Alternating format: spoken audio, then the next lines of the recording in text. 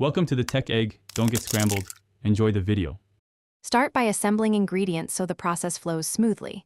10 fresh mint leaves, 1 lime, 2 tablespoons simple syrup, 4 ounces soda water, 1 cup crushed ice, and ice cubes to fill an 8-ounce glass. Rinse mint and pat dry. Roll the lime on the counter to release more juice, then cut and juice it to yield about 1:1. 5 tablespoons. Measure syrup precisely. 2 tablespoons for a balanced sweetness, adjusted later if needed. Place 10 fresh mint leaves into the bottom of a sturdy mixing glass, add 2 tablespoons simple syrup and the juice of 1 lime. Muddle mint gently with syrup and lime juice to release oils without shredding leaves. Aim for about 6 to 8 light presses. Transfer that mixture into your serving glass, then fill glass with 1 cup crushed ice.